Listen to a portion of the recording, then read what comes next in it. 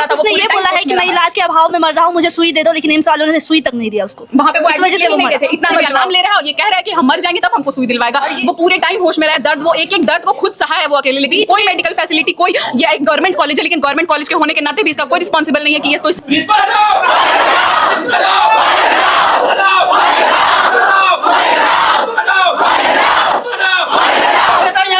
बाद भी इतना शर्मनाक घटना है कि श्रद्धांजलि देने तक नहीं आया। बस यहाँ आके पूछा कि क्या हुआ, उसके बावजूद भी श्रद्धांजलि देने नहीं आया। बच्चा समझ के वो लोग एम्बुलेंस वाला इतना लापरवाही बरता। अगर हमारे साथ गार्जियन होता तो एम्बुलेंस वाला ऐसा तो नहीं करता। एक गार्जियन तो थे ना आप लोग के कॉलेज में, देते ना प्रोफेसर। कोई देखने ही नहीं गया, कोई देखने तक नहीं गया।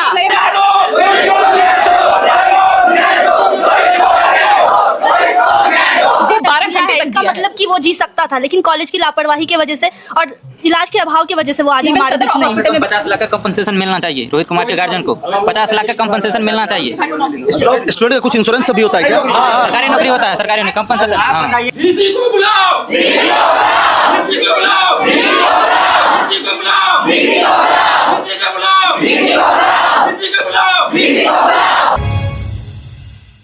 नमस्कार, मेरा नाम अखिल मल्होत्रा है और आप देख रहे हैं सहरसा नाउ। अभी कुछ दिन पहले ही अगवानपुर कृषि कॉलेज का एक रिपोर्ट बनाए थे जिसमें कॉलेज की पूरी जानकारी दिए थे। 13 अप्रैल को एक घटना हुई है। 4th ईयर का स्टूडेंट रोहित कुमार सिवान से हैं। उनका देहांत हो गया, एक्सीडेंट हुआ है यहीं पे पास में मत्स्यगंधा के पास। तस्वीर लगी हुई है मेन गेट पर और यहाँ पर उनके बहुत सारे कॉलेज के जो साथी हैं वो यहाँ पर बैठे हुए हैं और कुछ विरोध कर रहे हैं कॉलेज को लेकर के कि लापरवाही बरती गई है। अगर इलाज में देरी नहीं होती तो वो बच सकते थे। यहाँ पर प्राथमिक उपचार होने के बाद जो है एम्स में उनको ले जाया गया पटना। उनके 2-4 साथी उनके साथ थे और फ़ोन वोन करने के बाद कॉलेज की तरफ से जो है कोई गाड़ी वाड़ी भी अवेलेबल नहीं कराई गई, एम्बुलेंस के माध्यम से ही गई है। और इतना बड़ा कॉलेज है, इतने सारे स्टूडेंट है, इमरजेंसी सिचुएशन में जो है एक एम्बुलेंस तक नहीं है, ये बहुत दुर्भाग्य की बात है। उस वजह से उनके साथ दो साथी थे। एक तो कम चोट लगी है, वो ठीक है, लेकिन एक का देहांत हो गया है और सिवान से है, 4th ईयर में। अब उनके परिजन पर क्या बीत रही होगी भगवान जाने। क्या नाम है? प्रधान कुमार। क्या घटना हुई है? ये घटना 3 बजे हुई। जो सहरसा से कॉलेज आते समय टोटो से आ रहे थे, जो टोटो पलट चुकी थी, पलट गई थी, जिससे कि मैंने जो 2 बैचमेट थे मेरे, तो जिसमें एक को पूरी तरह से चोट लग गया था, एक को मतलब नहीं लगा था, वो ठीक था थोड़ा। तो वो कॉल किया एचएस को कि हम ऐसा घटना हो गया है, जबकि राहुल, हमारे एचएस हैं राहुल सर, जो उनके तरफ से पहला स्टेटमेंट गया कि मैं एग्जाम ड्यूटी में हूँ, मैं अभी कुछ नहीं कर सकता, जिसकी वजह से वो अपना प्राथमिक उपचार के लिए वहाँ, मतलब इतने इमरजेंसी सिचुएशन में बोले कि कुछ नहीं कर सकता। नहीं, वो बोले कि एग्जाम ड्यूटी में है। वो लड़का जो कॉल किया गाड़ी से नहीं जा सकते, जो मैंने वो इतना कंडीशन खराब था उसका, जो था बैचमेट मेरा, उसका देख कर उसका हालत खराब था। वो कुछ कर नहीं पाया, उसके न गाड़ी के अवेलेबल हो पाई न कुछ हो पाई, जिसको उसको बहुत ज़्यादा चोटिल था, जिसकी वजह से वो फिर स्कूटी से लेकर गया सदर अस्पताल वहाँ से। हाँ, टोटो में जो है कितने लोग थे? टोटो में टोटल 4, मतलब मिडिल में था 4 लोग, आगे में था ड्राइवर, साइड में हम लोग जो मरा वो था, और जो एक लेफ्ट साइड में हम लोग का बैचमेट था। टोटल 7 आदमी था। ड्राइवर के बगल में? हाँ, ड्राइवर के पास दो था, एक राइट साइड एक लेफ्ट साइड। तो टोटल 7 आदमी था। तो जो जब टोटो मतलब जब टर्न लिया वो मतलब इमरजेंस हो गया, गिर गया अपने पलटी। हाँ, पलटी मारा तो पहले रोहित गिरा, उसके ऊपर टोटो पलट गया। बाकी जितना लोग था ना, जितना लोग सब उसका वेट उसी पर पड़ गया, तो उसका वेस्ट का बोन थोड़ा सा टूट गया। तो मतलब फिर भी लेकिन ब्रेन में कुछ चोट लगा था, सिर्फ वेस्ट में ही, बाकी फेस में हल्का सा लगा था। तो जो बैचमेट था जो कि नॉर्मल था, वो मतलब उसको वही टोटो से ले गया, हॉस्पिटल ले गया। फिर वहाँ पे हॉस्पिटल लेके यहाँ पे रिपोर्ट किया, यहाँ का एकेडमी को, यहाँ का हम लोग एचएस को, कि ये सब चीज़ हुआ है। तो वो लोग मतलब बोले कि मतलब हम मीटिंग में हैं। तो फिर आप लोग ने बहुत सारे कॉलेज के लोगों को फ़ोन किए होंगे, फ़ोन किए थे क्या हम लोगों को? हाँ, आप लोग फ़ोन किए थे किस तरह घटना हो गया इसमें? नहीं, जिनको पता चला था वो लोग कॉल किए थे उन लोगों को। कौन लोग फ़ोन किए थे? जो फोन किया था उसके साथ जो लड़का था वही कुमार फोन किया था। अच्छा, तो यहाँ से हमारा 2-3 बैचमेट जो था, फोन जानकारी जाने के बाद वो 2-3 बैचमेट यहाँ से सहरसा के लिए यहाँ से गया टोटो लेके हॉस्पिटल। वहाँ पे उसको इलाज के दौरान मतलब जो है मतलब अपना एक बैच की तरह जैसे हम लोग का जितना सोच हो सकता है उस लेवल तक पूरा प्रयास किया। उसके बाद जो है और जब यहाँ से छुट्टी होता है एकेडमी के जितना प्रोफेसर है सबका रेसिडेंस वहाँ पे ही है, सहरसा पास में है, बगल में ही सदर है। वहाँ से कम से कम कोई रेसिडेंस जाकर वहाँ पे जाकर रिपोर्ट लेता क्या कंडीशन हुआ यहाँ पे, कोई नहीं गया, कोई प्रोफेसर नहीं गया। एक गार्जियन के तौर पे अगर उसका बेटा होता वो करता इस तरह, करता इग्नोर इस तरह। कोई यहाँ का रिपोर्ट नहीं लिया, क्या हुआ कंडीशन क्या हुआ, कुछ नहीं, बाकी सब हालात और डॉक्टर भी जो था एक गार्जियन नहीं रहने के अभाव में मतलब एक सही मतलब रिपोर्ट नहीं बताया कि उसका हालत क्रिटिकल है या नॉर्मल है या क्या है। सीधा वहाँ से जो है मतलब सहरसा हॉस्पिटल से सीधा पटना एम्स के लिए रेफर कर दिया।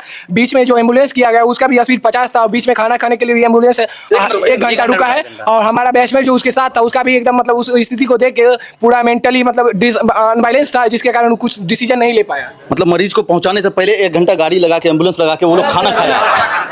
अच्छा, बच्चा समझ के वो लोग एम्बुलेंस वाला इतना लापरवाही बरता। अगर हमारे साथ गार्जियन होता तो एम्बुलेंस वाला ऐसा तो नहीं करता। एक गार्जियन तो थे ना आप लोग के कॉलेज में, देते ना प्रोफेसर। कोई देखने ही नहीं गया, कोई देखने तक नहीं गया, कोई झांकने तक नहीं गया। कोई अकाउंटेबल नहीं बनना चाहता था। कोई आगे आकर के वो ये नहीं दिया है कि ठीक है फोन करके दोबारा पूछे उससे कि ठीक है क्या हालत है क्या हालत नहीं है। 6 बजे इनकी ड्यूटी खत्म हो गई, ये सीधा अपने रेसिडेंस पे चले गए हैं। रास्ते में हॉस्पिटल पड़ता है, किसी को कोई फर्क नहीं पड़ा। कोई वहां झांकने तक नहीं गया कि ठीक है क्या स्टूडेंट का हालत है नहीं है। जबकि वो वहां से और हमारे प्रोफेसर का कहना है कि ठीक है हमें दोबारा फोन नहीं आया। ऐसा गार्जियन ये लोगों को ये भी नहीं लगा कि हम खुद दोबारा फोन करें वहां पे बच्चे का क्या हालत है नहीं है। लेकिन फिर भी यहाँ पे कोई अकाउंटेबल नहीं बनना चाहता है, किसी भी का कोई रिस्पॉन्सिबल नहीं। जब सारी घटना हो गई अगले दिन हमारे प्रोफेसर फोन करते हैं कि इतना सब कुछ हो गया, कैसे हो गया, हमें तो नहीं पता चला था, हमें तो अभी खबर हुई है। हमारी प्रिंसिपल का कहना है कि मुझे तो शाम में 5 बजे पता चला। ऐसे उनका कॉलेज में क्या होता है, पत्ता बिगड़ता तो उनका कहना है कि वो हमारी माँ बनती है और उनका एक पत्ता बिगड़ता है तो उनको पता चल जाता है। और अभी जब एक स्टूडेंट की जान चली गई है उसके 24 घंटे के बाद भी उनको पता चला, और वो भी कहते गुप्त सूत्रों से। जबकि कॉलेज हॉस्टल का केयर टेकर भी है वहां पे, वो तक सुबह जाके 9 बजे बोल रहा है कि ये बात सारे प्रोफेसर को पता है, सबको पता है। अकाउंटेंट यहाँ अकेडमिक में प्रणव जी वहां बैठते हैं, वो 6 बजे फोन करके पूछ रहे हैं कि क्या हालत है नहीं हालत है। और लेकिन हमारे कोई भी प्रोफेसर अकाउंटेबल बनने के लिए तैयार ही नहीं है। उनका ये कहना है कि हमें बताया नहीं गया। इन लोगों का ये कहना है कि जो वहां बंदा वहां खड़ा है, जो हमारा बैचमेट वहां है, वो एक हाथ से पेशेंट को पकड़े और दूसरे हाथ से इनको फोन करके कहानी सुनाए कि हाँ ठीक है ये हो गया ये हो गया तब जाएंगे। ये हमेशा क्रिटिकल सिचुएशन होने का वेट करते हैं कि क्रिटिकल सिचुएशन होगा तब जाकर के फिर हम जाकर के अकाउंटेबल बनेंगे। ये लोग बोल रहे हैं कि हमें पता ही नहीं चला इतना क्रिटिकल। अपने से ये लोग को खुद कंसर्न नहीं होता कि हम एक फोन करें, हम जाकर के वहां पता करें कि क्या हुआ नहीं हुआ। हमारे जो भी गार्जियन है वो इतनी दूर तक इसीलिए तो बच्चे को भेजते हैं ना कि प्रोफेसर है यहाँ पे, हमें एडवाइजर अलाउड होता है कि ठीक है वो वहां पे उसका लोकल गार्जियन बनेगा। लेकिन कोई भी गार्जियन बनने के लिए यहाँ पे तैयार नहीं है, कोई रिस्पॉन्सिबिलिटी नहीं लेना चाहता है। वो 12 घंटे तक इसका मतलब कि वो जी सकता था, लेकिन कॉलेज की लापरवाही की वजह से और इलाज के अभाव की वजह से वो आज हमारे बीच नहीं है। हॉस्पिटल में भी बोलते हैं कि एम्स लेके जाइएगा तो वो एम्स बच जाएगा, लेकिन सदर हॉस्पिटल वाले का भी कोई अकाउंटेबिलिटी नहीं था। वो रखना ही नहीं चाहता था वहां पे। और एम्स वालों जब वहां गया वो रेफर का सिचुएशन था। एम्स वालों का कहना है कि हम लोग जनरल वार्ड में करेंगे और वो भर्ती ले ही नहीं रहा था। एम्स के गेट तक पहुंचने के बाद वो अपने गार्जियन तक जब पहुंच गया उसके बाद भी एम्स वालों का यही कहना कि हम लोग जनरल वार्ड में ट्रीटमेंट देंगे, इमरजेंसी केस में ट्रीटमेंट नहीं देंगे।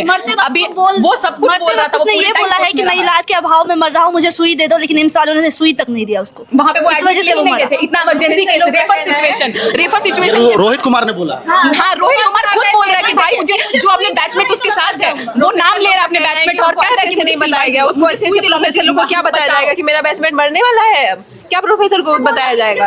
मुझे सुई दे दो दर्द का, लेकिन उसको सुई नहीं दिया गया, इस वजह से वो मर जाएगा। हम मर जाएंगे। पेशेंट का अपने बैचमेट का नाम ले रहा है और ये कह रहा है कि हम मर जाएंगे तब हमको सुई दिलवाएगा। वो पूरे टाइम होश में रहा है, दर्द वो एक दर्द को खुद सहा है वो अकेले, लेकिन कोई मेडिकल फैसिलिटी कोई, ये एक गवर्नमेंट कॉलेज है लेकिन गवर्नमेंट कॉलेज के होने के नाते भी इसका कोई रिस्पॉन्सिबल नहीं है कि ये कोई वहां जाकर के सदर में यहाँ पे रिस्पॉन्सिबल बने। ये एम्स पटना में गया है तो वहां पे तुरंत उसको एडमिट करे, ये सब कुछ भी नहीं हुआ। पूरी लापरवाही हमारे मेडिकल ट्रीटमेंट की है, हमारे कॉलेज की है, हर एक ने यहाँ पे लापरवाही दिखाई है। रोहित बच सकता था लेकिन इलाज के अभाव में उसकी जान गई है लापरवाही की वजह से। इससे 2 साल पहले हम लोग स्ट्राइक किए थे कि हमारे पास एम्बुलेंस नहीं है। तो हम लोग को समझा बुझा के बोला गया कि हाँ हम लोग आपको एम्बुलेंस आ जाएगी। 2 साल पहले, लिटरली 2 साल पहले हम लोग यही बैठे थे, स्ट्राइक किए थे, हम लोग वहाँ बैठे थे, हम लोग को समझा बुझा के। अच्छा, एम्बुलेंस के लिए स्ट्राइक कर चुके हैं आप लोग? और हर बार जब भी कोई किसी का तबीयत खराब है ये गाड़ी देखिए,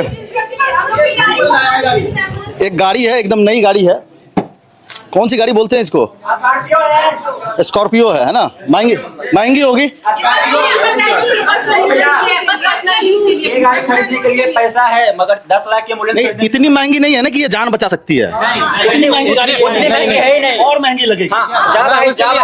इसके अकॉर्डिंग तो वही महंगी ही लगेगी ना। वो क्या बोलते हैं, फॉर्च्यूनर बोलते हैं, और मर्सिडीज वगैरह, डिफेंडर वगैरह आ जाए तो जान बच सकता है ना। डिफेंडर होना चाहिए। आप किस बैच के हैं? हम उसी के बैचमेट, हम रोहित कुमार के बैचमेट, हम यहाँ के सीनियर 4 4th ईयर बैच से हैं। सिवान के और कोई भाई लोग हैं यहाँ पे इनके गांव इलाके के? वही पहुंचाने उसको घर गया था, वो अभी क्रिटिकल कंडीशन में उस सादमा में है, अब घर पे है जो उसके साथ गया। के जो साथी हैं हाँ, डिप्रेशन में है, जो साथ गया था, जो उसके साथ में दम तोड़ा है। अरे जिसके हाथ में दोस्त का जान जाए उसका क्या कंडीशन होगा, आप एक्सपेक्टेशन कर सकते हैं। दोस्त गोद में रखा है और कॉल कर रहा है सबको। उसके गांव वाला था। क्या चाह रहे हैं आप लोग? चाहते हैं कि हम लोग का जो ये है कंसेशन उसका मिले, कंसेशन चाहिए। और उसके बाद जो इतना दिन का हम लोग का लापरवाही किया गया, सांप काट लेता है उसके लिए हम लोग को बाइक करके जाना पड़ता है उसका एंटीडोट देने के लिए। रात में टोटो कोई यही नहीं हम लोग होता है। अपने बैचमेट को ले जाते हैं अपने कम्बल उठा के कॉलेज से। सांप काटा था क्या? सांप काटा तो उसके लिए ट्रीटमेंट हम लोग को करवाना कुछ भी हो जाता है। एकेडमी से हम लोग को कोई फैसिलिटी नहीं मिलती। बाइक पे बैठा के ले जाते हैं। हाँ, बाइक पे दूसरे से मांगना पड़ता है। हम लोग बाइक भी मांग करके लेके जाते हैं। बाइक से लेके जाते हैं, मेस वाले के बाइक से लेके जाते हैं। छोटा घटना रहता है तो वो हम अपने तौर पे उसको मैनेज कर लेते हैं, लेकिन इतनी बड़ी घटना लेकिन यहाँ से कोई प्रोवाइड नहीं मिलता है। एचएस को कॉल करते हैं, हॉस्टल वार्डन को कॉल करते हैं, कोई रिस्पॉन्सिबल नहीं रहना चाह रहा। प्रिंसिपल मैडम से आप बात की आप लोग क्या? प्रिंसिपल मैम हम लोग से मिली ही नहीं। एक एक करके बताए। बात की क्या आप लोग प्रिंसिपल मैडम से? रात तक थी, सुबह जैसे ही इस तरह का माहौल देखी वो सुबह निकल गई। हम लोग सुबह कैंडल मार्च निकाले हैं। हमारी प्रिंसिपल मैम अपने यहाँ पे अपने ही घर में थी, लेकिन वो बाहर तक नहीं निकली कि अगर सारे स्टूडेंट कैंडल मार्च निकाल रहे हैं तो एक बार जाके उनसे हाल पूछे। वो तभी बाहर नहीं आई है, वो अपने घर के अंदर थी। रात के 12 बजे तक थी। जब हम लोग यहाँ चले गए हैं, वो आई है और फोटो खिंचवा के आई है, यहाँ फोटो खिंचवा के फिर चली गई हैं और सुबह ही वो निकल गई हैं, ताकि उसको स्टूडेंट को फेस ना करना पड़े। जब भी ऐसा कंडीशन होता है वो निकल जाता है। वो हमेशा बोलते हैं कि छुट्टी पे।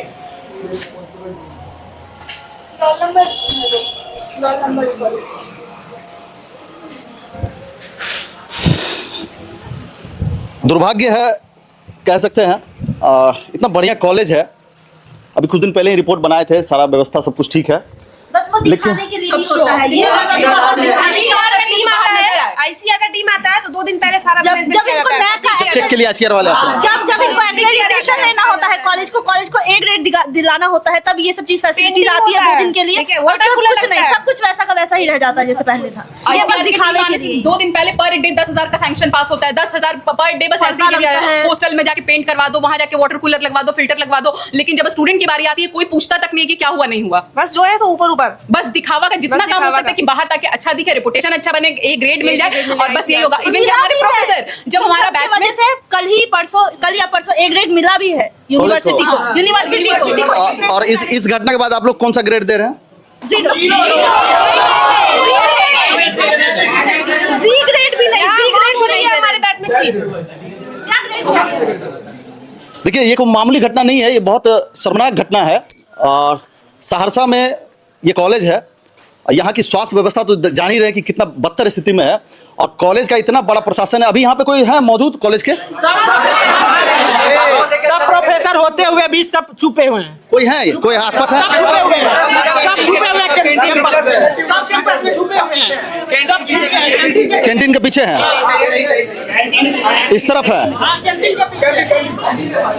कैंटीन के पीछे उधर सब।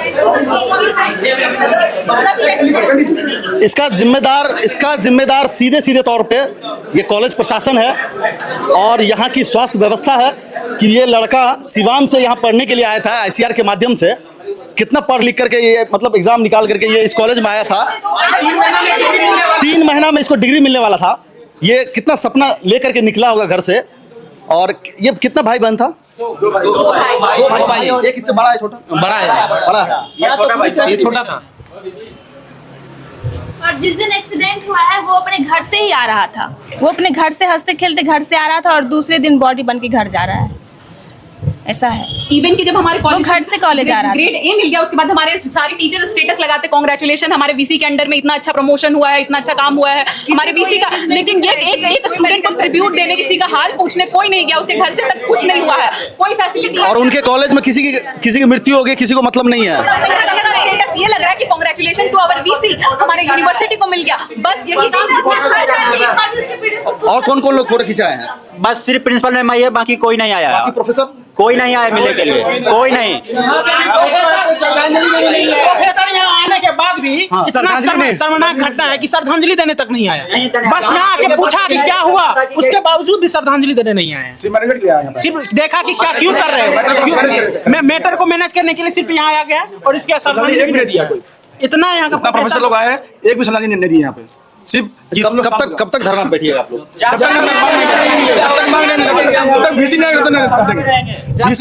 नहीं मिलेगा तब तक धरना पे हम लोग बैठने के लिए तैयार हैं। वो पर्सनल को बुलाना है यूज करती है। बीसी तब हम लोग इतना जानकारी होने के बाद भी प्रिंसिपल आज सुबह में क्यों निकली?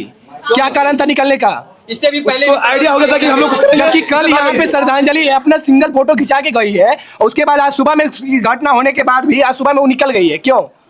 क्योंकि उनकी लापरवाही है, इसलिए निकल गई है। कोई घटना हो सकता है, झूठ छुपा रही है अपना, वो झूठ छुपा रही। मृत्यु से बड़ा कोई घटना नहीं है। यहाँ के छात्र कह रहे हैं कि एम्बुलेंस के लिए इन्होंने धरना भी दिया है और कई सालों से एम्बुलेंस की डिमांड कर रहे हैं। 2007 से यहाँ पे एम्बुलेंस के लिए मांग उठ रहा है लेकिन अभी तक नहीं मिली। 2007 से कॉलेज को कम से कम एक एम्बुलेंस चाहिए और सब सर आए, VC सर को भी ये प्रस्ताव रखा गया, नोट करके यहाँ से गया। VC सर को बोले थे एम्बुलेंस ये बात बोला गया है। VC सर जब आए यहाँ पे, VC सर जब यहाँ आए, यहाँ के बारे में कंप्लेन किए हम लोग, तो लिखा है एक डायरी में लिखा है कि ये सेंशन होना चाहिए, एम्बुलेंस मिलना चाहिए। वो डायरी को यहाँ से छोड़ के चले गए। अच्छा, जो डिमांड थी वो लिख ली है, उसका वो डायरी छोड़ के चले गए, है ना? ICR की टीम आई है, DIW आई है, मेरे VC सर आए, सब लोग बस सिर्फ डिमांड सुन के जाते हैं, करते कुछ नहीं है, करना कुछ नहीं है, बस सिर्फ आश्वासन मिल जाता है, बस सिर्फ आश्वासन मिलता है। यहाँ एक पेंट करने वाले आए थे, वो गिरा, वहाँ से तुरंत लेकर के चला गया। उससे बड़ा तो गए, वहाँ एक्सीडेंट नहीं हुआ, लेकर के गया, वो ठीक है, अभी जिंदा है, आपके शहर से रहने वाले। लेकिन मेरा बैचमेट जब ये हुआ, अभी मर गया वो, और मेरे साथ नहीं है। भाग गई थी, और उस टाइम में भी तब भी भाग गई थी। हर बार स्ट्राइक में वो यहाँ से जा चुकी होती है, कभी भी वो यहाँ पे अकाउंटेबल रहने के लिए, रिस्पॉन्सिबिलिटी लेने के लिए कभी नहीं रहती हैं। जब भी ये स्ट्राइक होता है उनको खबर मिलती है और वो पहले ही चली जाती हैं। आज सुबह ही उठ के, कल रात के 12-1 बजे तक वो अपने ही घर के बाहर थी और आज सुबह उठ करके वो जा चुकी हैं। इसके एवज में हम लोग का डिमांड है कि कम से कम 50 लाख का कंपनसेशन मिलना चाहिए रोहित कुमार के गार्जियन को। 50 लाख का कंपनसेशन मिलना चाहिए। स्टूडेंट का कुछ इंश्योरेंस सब भी होता है क्या? सरकारी नौकरी होता है, सरकारी कंपनसेशन। आप बताइए कि एक छोटा सा इंश्योरेंस आप रोहित के जान का कीमत को कभी नहीं। और ये सिस्टम का गड़बड़ी, उसको मारा नहीं, हत्या किया है, मरा नहीं, हत्या किया है, सिस्टम का गड़बड़ी उसको मारा। कोई नहीं। 12 घंटा तक जो है वो दर्द में तड़पता रहा एम्बुलेंस में, और एम्स की तरफ जो है गाड़ी बढ़ रही थी और रास्ते में जो एम्बुलेंस के ड्राइवर साहब है उनको इतनी भूख लग गई थी कि वो एम्बुलेंस को लगा करके 1 घंटा पहले खाना वाना खाए, उसके बाद फिर जो है इमरजेंसी पेशेंट को वो ले गए हैं। ये सिस्टम की लापरवाही से जो है ये घटना हुई है, और ये एक्सीडेंट नहीं, इसको मर्डर है। ये एक तरह से मर्डर है, और इसमें कॉलेज प्रशासन और सहरसा का जो स्वास्थ्य व्यवस्था है वो दोनों सम्मिलित है। जनरल वार्ड में ट्रीटमेंट देना चाहता है, नहीं रखा था। एम्स भी नहीं चाहता था कि वो उसको इमरजेंसी वार्ड में, जब रेफर का केस था तब भी वो उसको इमरजेंसी केस में ना रखते, वो जनरल वार्ड में रखने की बात कर रहा था। एम्स पटना का भी ये हाल है। डिसीजन गलत लिया गया, उसको भेजना चाहिए।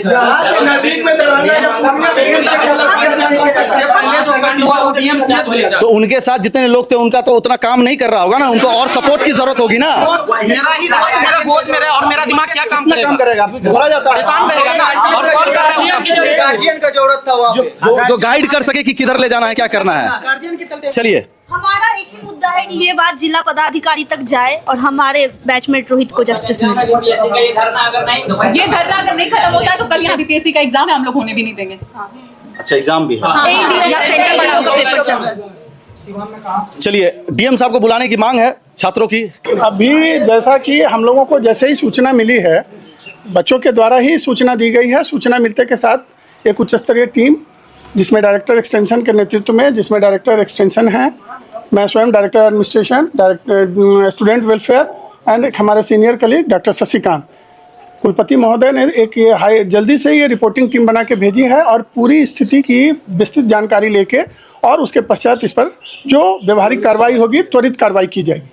सर, जब समस्या आई है उसके बाद आप लोग आए हैं, जबकि बच्चे को बहुत सारी परेशानियां होती है, कठिनाइयां होती हैं, यहाँ सेंटर लिया जा रहा है, बच्चे पहुंच नहीं पा रहे हैं, बहुत सारी समस्याएं हैं। आखिर इस समस्या को मॉनिटरिंग क्यों नहीं हो पा रहा है? देखिए, समस्या होने के बाद, जो आपका प्रश्न है कि समस्या होने के बाद आप आ रहे हैं, यहाँ टीम है, प्रिंसिपल हैं, सारे लोग हैं, और अगर आप पिछले 2-3 साल के अंदर देखेंगे तो यहाँ व्यापक परिवर्तन हुआ है, और काम काफ़ी तेज़ी से, बाउंड्री का काम नहीं था, बाउंड्री चल रहा है, बिल्डिंग्स बने हैं, सारी मूलभूत सुविधाओं में काफ़ी प्रगति हुई है। जो कुछ बच्चों का डिमांड बचा हुआ है उसके लिए भी कार्रवाई की जा रही है, और संभवतः इस बोर्ड के द्वारा हम लोगों ने यहाँ मेडिकल डॉक्टर के लिए और एम्बुलेंस, इन दोनों चीज़ पर सरकार के पास से भी ऑलमोस्ट अप्रूवल प्राप्त है। इस जो बजट मिलते हैं इस पर भी कार्रवाई की जा सके। कराते हुए मर गए, गाड़ी लगी रह गई, ये तो सीरियस लैचेज है, अगर तो है तो इस पर जो भी इसमें दोषी पाए जाएंगे उनके विरुद्ध कार्रवाई होगी। गुड नाम ने क्या बोला? मैं डॉक्टर राजेश कुमार, निदेशक प्रशासन, बिहार कृषि विश्वविद्यालय सबौर। बच्चों ने ही हमें इन्फॉर्म किया है हेडक्वार्टर को। मैं डायरेक्टर स्टूडेंट्स वेलफेयर होकर मुझे 1 साल हुआ है। मैं पहले भी आके बच्चों से मिली हूँ। जैसा इनका कहना है, अगर आप लोग लोकल हैं तो आप भी जानते हैं कि सहरसा बनते समय, जैसा इन्होंने कहा कि सहरसा बनते समय बहुत सारे इश्यूज थे। पिछले 2-3 साल में बहुत स्पीड से गवर्नमेंट ने भी काम किया। जैसे आप जो कह रहे हैं बाउंड्री वॉल सैंक्शन होते के साथ बाउंड्री वॉल शुरू हो गया। हॉस्टल का एक्सटेंशन, बच्चों के लिए हॉस्टल छोटा था। आप भी जानते हैं हम लोग बिहार सरकार के अंदर है, कृषि विभाग के अंदर है। हमारा कोई भी बजट, कोई भी कंस्ट्रक्शन कुछ भी है वहीं से सैंक्शन होता है। बच्चों का डिमांड था एम्बुलेंस का और डॉक्टर का, वो दोनों इस बार के बोर्ड में बिहार गवर्नमेंट ने, कृषि विभाग और जो समान प्रशासन के लोग थे उसके मेंबर होते हैं, उन्होंने इस बार पास किया है कि भाई हम कंट्रैक्चुअल देंगे, परमानेंट सैंक्शन नहीं देंगे, आप कंट्रैक्चुअल रखिए। अब उन्होंने दिया है तो अब हम इसके बाद रख सकते हैं। अभी पिछले महीने ही मार्च में दिया है। इस बजट में हमने, हमारे पास 10 कॉलेजेस हैं, हमारे 10 में से कहीं पे भी एम्बुलेंस नहीं था। मैंने 10 एम्बुलेंस के लिए उनसे मांग की थी, उन्होंने उस पर भी सैद्धांतिक अपना अप्रूवल दिया है और कहा है इस बजट में हम एम्बुलेंस के लिए अलग से पैसा देंगे। आप जानते हैं एम्बुलेंस कोई छोटी गाड़ी नहीं होती है जिसको कि हम अपने पैसे से खरीद सकें, उसके नियम और कानून होते हैं। उसके तहत हमें एम्बुलेंस भी इस बार मिलते ही हम हर जगह देंगे जो सुविधाएं हैं। चूंकि सरकार पे हम डिपेंडेंट है और ऐसा नहीं कि हम बच्चों के बैठे हैं उसके लिए, और जहाँ तक जो डिसीजन है हम उसी के लिए आए हैं कि कहाँ लैप्स हुआ है। कोई भी सरकारी जो सामान है वो सभी के लिए है। पहले बच्चे हैं, बच्चे से ही हम हैं। अगर किसी भी तरह की लापरवाही एडमिनिस्ट्रेशन से हुई है तो उसके लिए जो नियमानुकूल एक्शन होगा वो होगा। उसमें हम लोग कहीं कोताही नहीं करेंगे कि हम उनको छोड़ देंगे। जो भी हो, जिस भी लेवल पे हुआ है वो उसको हम लोग, उसी के लिए हम लोग आए हैं और उसी के में रिपोर्ट देंगे। मैं डॉक्टर श्वेता शांभवी, निदेशक छात्र कल्याण। कैमरामैन राहुल के साथ अखिल मल्होत्रा, सहरसा नाउ।